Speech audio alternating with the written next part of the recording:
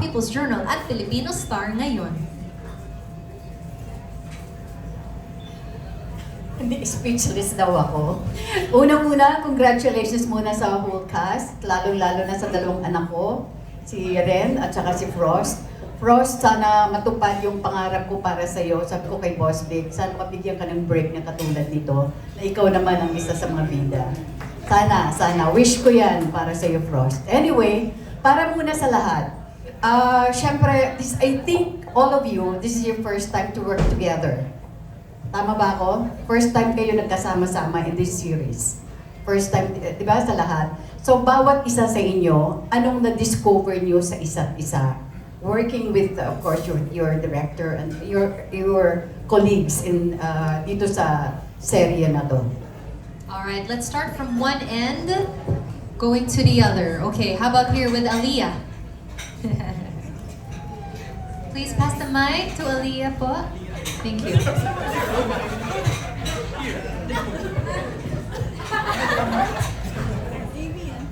Thank you for that question. And yeah, so one of the things, actually one of the very many things that I've discovered working with my co-artists is that when you're in this industry and when you're in this field of work and you're in artistry where your creative juices are running talaga, you really get to see different sides of each other.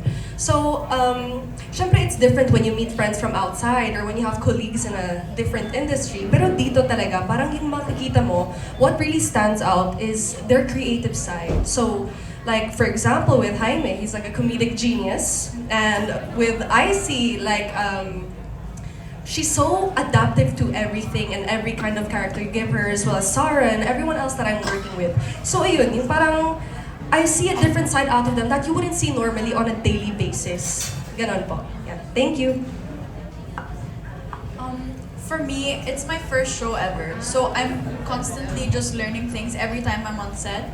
And I pick up different things from different people. So I see their process, how they internalize their roles before, taping. So that's what I'm trying to just pick up so I can hone my talent as well. Personally, I've worked with many of the cast here before, like with Ate Ren. I've worked with her sa first acting project ko. Minulto niya po kami sa Marita. And our next project in Mutya, magkakapuksaan naman kami doon. I've also worked with Frost in many of my projects.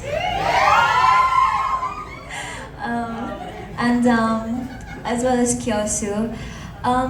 As the entire group itself, like from the first day pa lang, parang it was very easy to like bond with each other. Na parang hindi siya usual because in my other projects, like first working under like Marita or Angotya, where it was a new group, new cast, it took a while to warm up to each other. But for here, parang acting workshop pa lang, magkakatropa na agad. Like we all had really good chemistry agad.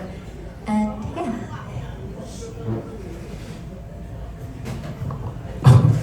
Ako muna.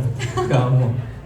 Para sa akin, halos nasabi na nila lahat. Actually, working with the cast is sobrang gaan yung vibe. Since this is my first time working with them, sobrang gaan. Nakuha ko agad yung positive energy nila. And of course, syempre, kada isa may mga sariling parang kalokohan, kumbaga. Na-adapt ko yun, pero in a good way, syempre. And of course, working with Joseph and Kuya Joseph and Ren, sobrang marami akong natutunan. Sobrang marami akong natutunan kung paano ito yung ganito ganyan, kung paano pa maging malalim sa acting and gusto ko pa matuto.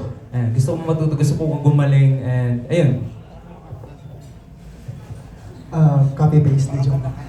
Hindi, actually, first time ko din makatrabaho lahat dito sa cast. And ang masasabi ko lang, as RG said a while ago na may kanya-kanyang konting kalokohan. But once na nag-zone in na sa character yung bawat isa, doon talaga lalabas. Magugulat ka na lang na parang kanina naglolokohan pa lang tayo. Tapos ngayon parang, uy, iba na to. Si ano na to, yung character niya na to. Iba na agad yung naipapakita. So masasabi ko talaga na sobrang exciting and blessed to work with these people na talaga mahal na mahal nila yung kanilang craft. Yan lang. Meron naman. Favorite mafia movie? Sorry.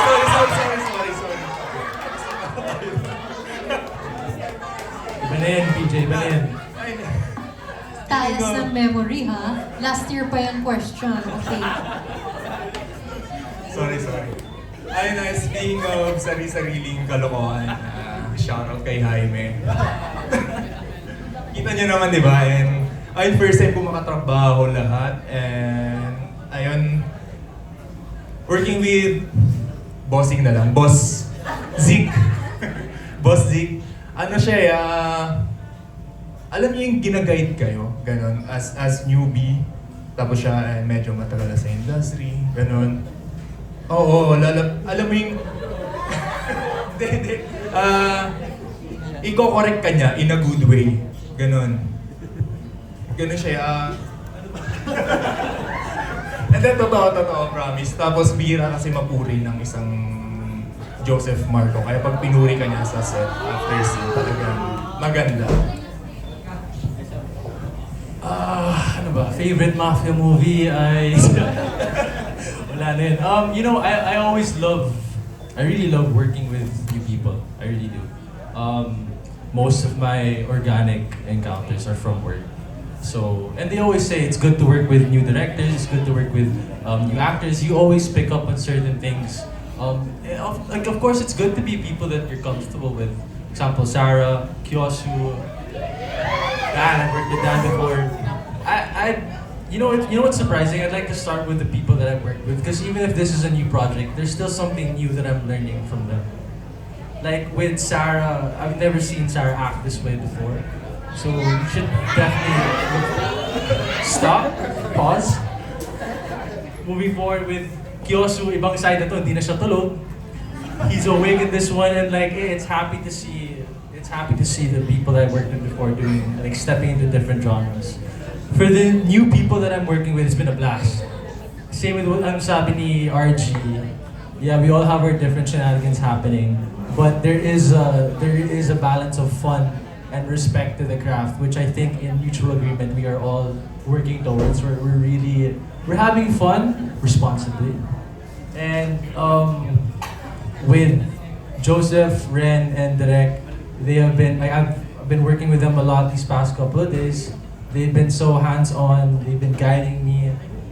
With comedy, I remember those times me and Ren would be like, "We got this," because we were out. There's this one scene that took us how many hours? So many. It was a group effort. Everybody on that set that day, and with Joseph naman, I think my appreciation to acting has deepened because of this man over here, and I have to thank him because there are times where I don't feel it here, or maybe it's here. I don't even know. But there are times where I lose my flow, and when I'm reminded, or when I see other people doing their hardest, regardless of the context of what they're going through, makes me want to do the same. So shout out to all of you guys. I love you guys. Ayun po, ako po, personally, grateful po ako sa lahat ng cast po. And kay Direk also, and thank you po sa pag-support nyo sa amin. And also sa family po ni Miss Yana po. Kami, siguro sinimulan po namin yan after yung first meet po namin. Parang nag-plan namin na mag-band daw kami after first meet namin. Yung few cast. Pero, yun, after that, para sa set, hindi na kami magkapaan. Alam mo, meron na kaming alam namin yung mga isa't isa. Pero kapag, yun nga, nasa set na kami, iba na agad. Iba na yung, na kami, into character na agad kami.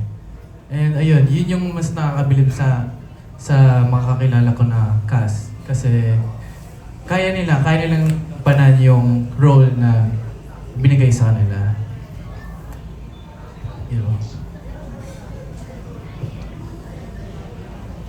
So, ako naman. Nung binasa ko kasi yung book, close talaga close talaga kami mga taga-Stonehurst. So I really went out of my way to get to know these people. And yun pala, sobrang bait nila that eventually they became my real friends and my only friends. And especially, yung sa mga Roswell din, kahit magkaaway kami sa set, parang mga kaibigan ko na yan, si PJ, si Frost. Kanina nga, nagtatawanan tayo dito sa backstage. Kasi actually guys, si Frost nga pala yung first friend ko sa Viva. Ganon siyang tao. So, inaalagaan niya ako, parang kuya ko na yan.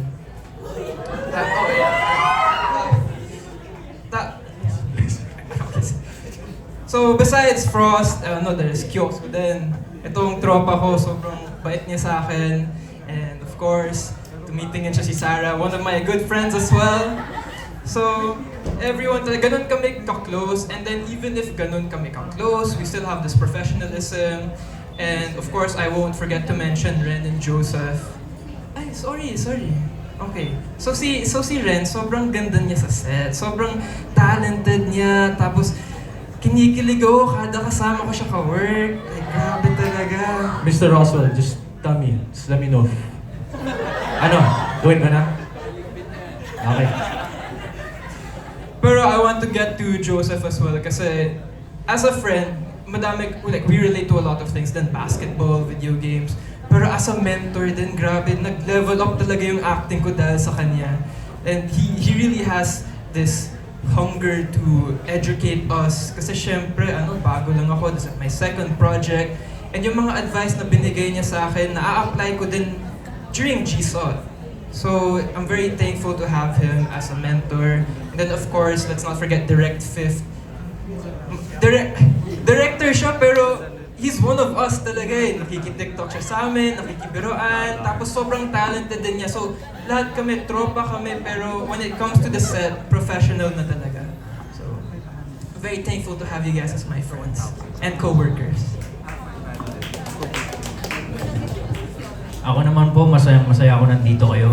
Masaya rin po akong makita kayo at masaya din ako nandito. Personally po, nahirapan po kami nung una. Pero with the help of workshop, tsaka yung tulong namin with one another. Shoutout po kay Tita Angie na nag-workshop sa amin sa last year pa. Nung una, it was my first time working with them po sa lahat. Sa Mutya naman ko, kay Frost, kay Sarah, hindi ko po sila na-meet sa set eh. Kasi binubugbog lang ako dun. Pero personally, sobrang masaya akong maka-work sila. Tapos, si Jaime, sige. Tsaka si Kyo, all of them, magaling silang lahat. Tapos, sige. Basta, lahat sila magagaling. Tapos, lahat kami kung ano yung kulang at hindi namin nakikita, parang, gawin mo to. Parang may advices kami na without any, parang bad. Huwag ka tumatawa. Mama. So, sana, alam ko na magiging the best to at binigay namin yung the best namin sa paggawa ng series na to. Kaya abangan natin yan. Maraming salamat po.